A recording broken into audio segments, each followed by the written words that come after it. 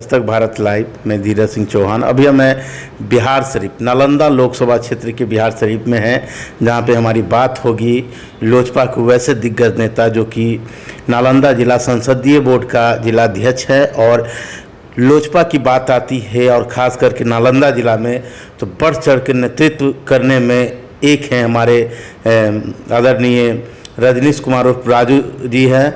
और यह जो है नालंदा सहित बिहार के कोने कोने में इस लोकसभा चुनाव में भी अपना महत्वपूर्ण योगदान दिया। हमने कई लोग क्षेत्र में हमने मिला भी, बात भी किए, इनकी ग्राउंड जीरो की रिपोर्टिंग भी हमने देखा और इनसे समझे। और चलते हैं, आज ही चुनाव की 7वें चरण की आखिरी तिथि है और हम यहाँ पे इनके क्षेत्र में आए हुए हैं। हम जानेंगे कि आखिर क्या है चुनावी मिजाज।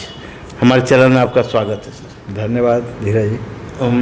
जिस अनुसार से आपका चुनावी दौरा रहा है, बिहार के लगभग 40 सीट आप कवर किए हैं, मिले हैं। सबसे खास बात आप में देखने के लिए यह मिला है कि आप लोजपा के नेता होने के बावजूद भी एनडीए समर्थित उम्मीदवारों के लिए भी प्रचार किया सर। देखिए, ये तो गठबंधन धर्म का निर्वाह करना होता है जी। जिस समय हम लोग एनडीए गठबंधन में हैं तो सभी पार्टी 6 दल सब एक हो गए और सभी जगह हम लोगों का एक दायित्व बनता है कि अपने एनडीए घटक दल के जो भी प्रत्याशी हैं उनको मदद करना है, चाहे जिस भी वे में है। तो हम लोगों ने कोई नया काम नहीं किया है, अपना गठबंधन धर्म का निर्वाह किया है। 40 में से 5 सीटों की बड़ी जवाबदेही आपकी पार्टी के ऊपर दी गई। आपकी पार्टी पिछले चुनाव में भी बेहतर प्रदर्शन रहा है।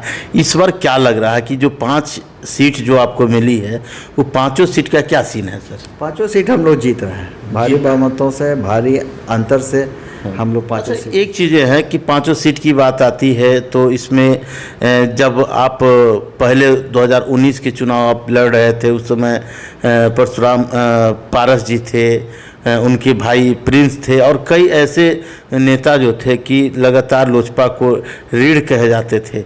लेकिन इस बार उन लोगों का साथ नहीं मिल पा रहा है सूत्रों के हवाले से। इस पे आपका क्या? नहीं, ऐसा कुछ नहीं है। वो सभी लोग एनडीए घटक दल के में हैं और उन्होंने ऐलान भी किया था कि हम एनडीए के 40 सीटों पे मदद करेंगे। तो अब ये कोई प्रश्न ही नहीं उठता है कि कौन कहाँ क्या किया है। पूरी मजबूती के साथ एनडीए गठबंधन सभी 6 दल मजबूती से खड़े हुए हैं और सब लोग एक दूसरे को मदद कर रहे हैं। अच्छा, 40 सीट में पिछले बार भी आपका प्रदर्शन बड़ा बेहतर रहा है, जब उस पिछले बार भी थे, इस बार भी थे। एक बात आ रहा था, बार बार लोकसभा क्षेत्र में हम घूम रहे थे तब या और लोगों से, कि विधानसभा की बदला जदयू कार्यकर्ता लोकसभा में लेंगे चिराग से। ये क्या मामला था सर? नहीं, ये विपक्ष का उड़ाया हुआ हवा है, इसमें कोई दम नहीं है। सारे घटक दल एक दूसरे से मजबूती के साथ खड़े हैं। ये एक र्यूमर है, एक अफवाह है। जिस तरह से मोदी का हनुमान कहे जाते हैं चिराग पासवान, तो आने वाले समय में आगामी पहले तो लोकसभा के चुनाव है, उसमें मांग हो रहा है कि कुछ बड़े मंत्री पद मिलेंगे। तो क्या लग रहा है, आप अपने राष्ट्रीय अध्यक्ष के बारे में क्या कहेंगे सर? बहुत बड़ी जिम्मेवारी उनको मिलने जा रही है इस सरकार में। जो आगामी 4 जून का जो रिजल्ट आएगा और जो नया सरकार अपना गठन होगा एनडीए की, उसमें एक बहुत बड़ी जिम्मेदारी और भागीदारी श्री चिराग पासवान जी के पे को दिया जाएगा। है विधानसभा की चुनाव की अगर चर्चा हम करते हैं कि विधानसभा की चुनाव भी आना है और जिस तरह से मोदी जी के प्रति इनका एक अलग भक्ति है, जिस तरह से हनुमान की श्रेणी ये दिया जा रहा है, श्रेणी में रखा जा रहा है कि मोदी के हनुमान हैं।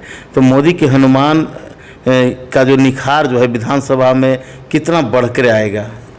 निश्चित तौर से जिस प्रकार ये सेंट्रल की राजनीति में जब उभर के आ रहे हैं तो बिहार विधानसभा में भी इनकी बहुत अच्छी स्थिति होगी और एक इसको कह सकते हैं हम लोग कि बिहार विधानसभा में भी इनकी भागीदारी बहुत बड़ी भविष्य में होने जा रही है, होगी। जिस तरह से पूरे बिहार की बात कही जाए, जिसमें चिराग पासवान जी ने हर जगह घूमा भी, हर जगह मिले भी, तो ये जो आने वाले जो समय है लोकसभा के लिए, इसमें जो विपक्षी पार्टी हैं, लोकसभा विधानसभा नहीं लोकसभा, विपक्षी जो पार्टियां हैं वो कह रहे हैं कि हम 25 से 40 सीट के बीच, 25 से 30 सीट के बीच हम आएंगे, 40 में से 25 से 30 हम रहेंगे।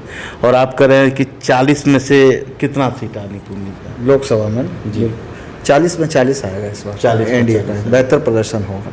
अच्छा, काराकट जैसे जगहों पे बड़ा संघर्ष देखा जा रहा है। पूर्णिया में संघर्ष देखा गया जिसमें पप्पू यादव पार्टी में आज कांग्रेस का प्रचार कर रहे हैं। पहले वो कांग्रेस से हटकर जो निर्दलीय चुनाव लड़े, तो ये सब राजनीति का कैसा मोड़ है सर? नहीं, बिल्कुल ये लास्ट फेज में जैसे जैसे चुनाव नज़दीक आता गया, माहौल बदलता गया, माननीय प्रधानमंत्री जी का भी बिहार में काफ़ी फोकस रहा, चिराग पासवान जी का भी एकदम धुआंधार ये रहा। तो जो जातीय समीकरण है ये वो बिल्कुल इंटैक्ट रहा है, वो कहीं इधर से उधर नहीं हुआ है।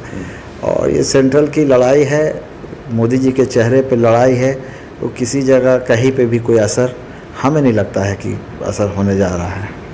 400 पार का नारा है, तो 444 हर जगह कहा गया कि 400, 4 लाख और 40। तो ये बिहार की जो बात कही जा रही है, जिस तरह से एग्जिट पोल है, तो उड़ीसा जैसे राज्यों में आपको 0 दिखाया जा रहा है। तो कहीं कहीं साउथ में कहीं कहीं आपकी राहें मुश्किल दिख रही है। तो उस स्थिति में 400 की आंकड़ा आप कैसे पार करेंगे? देखिएगा, जहाँ तक आप उड़ीसा की बात कर रहे हैं कि 0 दिखाया जा रहा है, उड़ीसा का में अच्छे बीजेपी का बहुत बेहतर पोजीशन रहेगा। हो सकता है कि बीजेपी वहाँ नंबर 1 हो जाए उड़ीसा में। तो अभी आप देख रहे हैं कि हमारे बीच राजू जी बैठे हुए हैं और लोजपा का बड़े नेताओं में से एक हैं। हमारे बीच बाढ़ जिला जदयू संगठन के जिला महासचिव अमरेंद्र कुमार अबोध जी हैं। हम उनसे भी थोड़ा सा मिलते हैं इस ब्रेक के बाद।